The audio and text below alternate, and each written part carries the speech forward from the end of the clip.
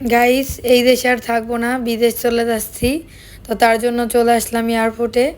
তো এই ভিডিওটা শুরু থেকে শুরু করা যাক। তো তোমরা বুঝতেই পারছো যে প্রথমেই চলে আসলাম বাসে করে। তো সেই দিন ছিল আমার সার্টিফিকেট নেওয়ার দিন ইন্টার্নশিপের। তো সেখানে আমরা প্রথমে চলে আসি। আর এরপর আমরা সিদ্ধান্ত নেই আসলে বিদেশ যাচ্ছি না, আসলে যেহেতু আমরা খুব কাছে এসেছিলাম মোহাম্মদপুরে। তো এখান থেকে আমরা সিদ্ধান্ত নেই বাংলাদেশ এয়ার ফোর্স মিউজিয়াম যেটা আছে এটা একদম কাছে, রিক্সায় চলে গেলে হয়তো 50-60 টাকা ভাড়া নিবে। তো এই জন্য আমাদের হুট করেই সিদ্ধান্ত হলো যে আমরা ওইখানে যাব। আর আমরা চলে আসলাম। তো আমার সাথে আমার দুইজন ফ্রেন্ড ছিল, আমরা তিনজন একসাথে আর কি ইন্টার্নশিপ করেছিলাম, এই জন্য সার্টিফিকেটও তিনজন একসাথে তুলতে আসি।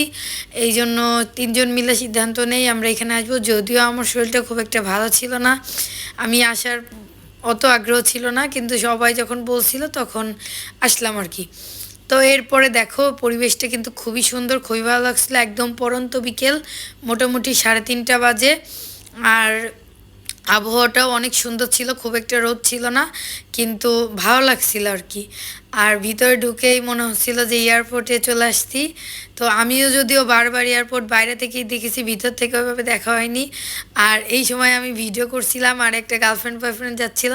তো তারা দুইজন মানে গার্লফ্রেন্ডে বয়ফ্রেন্ডটাকে বলছিল যে আমি ভিডিও করছি কেন, তার ভিতরে সে চলে গেল, এই নিয়ে ঝামেলা লেগে গেছে। আর এখন আসি মূল ভিডিওতে। সেটা হলো এইটা মূলত এইখানে মূলত মানে আগের যে পরিত্যক্ত বিমানগুলো রয়েছে, মানে বিশেষ করে আমরা দেখছিলাম যে 2000 সালের আগের বিমানগুলো এখানে আছে। যেহেতু আমাদের দেশে জানোই যে বিমান দুর্ঘটনা অনেক ঘটে, তার একটাই কারণ পুরনো বিমানগুলো চালানোর কারণে। তো 2000-এর পরের বিমানগুলো কিন্তু এখনও চলছে, আশা করি আগেরগুলো মনে হয় দু একটা চালাচ্ছে। এগুলো একদম 95, 96, 90, 88, 87 সালের বিমানগুলো পরিত্যক্ত বিমান, যেগুলো একেবারেই চলে না, নাহলে এইগুলোও চালাইতো। তো সেইগুলো এই মিউজিয়ামে রেখে দেওয়া হয়েছে, আর সুন্দর করে কালার করে কিন্তু রাখা হয়েছিল। আর আমরা এইগুলাই দেখছিলাম। তো এইটা ছিল একটা যুদ্ধ বিমান। তো এইগুলাই আমি তোমাদেরকে হাতে হাতে দেখাচ্ছিলাম, কারণ প্রত্যেকটা বিমানের সামনে গিয়ে ভিডিও করার মতো পরিস্থিতি ছিল না। আর এইখানে কিন্তু প্রত্যেকটা বিমানের ডিটেলস দেওয়া আছে, যেগুলো আমরা পড়ে পড়ে দেখছিলাম। আর এইখানে কিন্তু অনেকগুলো ফুড কোর্ট, মানে খাওয়া দাওয়ার জায়গা আছে, রেস্টুরেন্ট আছে। তো চাইলে আপনারা এখানে খাওয়া দাওয়া করতে পারেন, আর যদি সুযোগ হয় অবশ্যই ঘুরতে যাবেন। আর অনেক বিমান, অনেকটা সাইড ফাঁকাও ছিল, যেগুলো এখনও ভরাট করা হয়নি, বিমান ভরা হয়নি। আর অনেকগুলো সাইডে একদম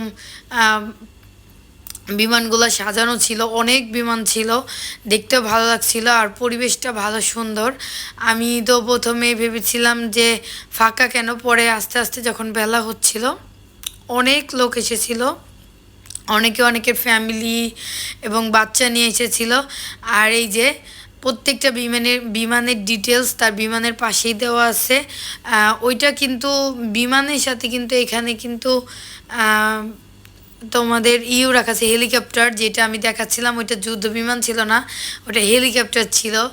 ভুল করে আমি বিমান বলে ফেলছি, আসলে মানে এক্সাইটিংয়ের ঠেলাই আর কি। যাই হোক, তো তোমাদের আশা করি ভালো লাগছে। এটা কিন্তু আগারগাঁও একদম মেট্রো রেলের গোড়ায়, মানে যেখান থেকে মেট্রো রেলে ওঠে সেইখান থেকে।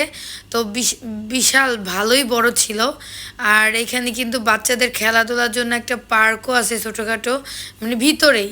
আর ওই পাশেও অনেকগুলো রাইডস আছে, যেগুলো তোমাদেরকে একটু পরে দেখাবো। আর এইগুলো মূলত বোম টাইপ কিছু, যেগুলো এখন পুরো পরিত্যক্ত ফেলানো আছে।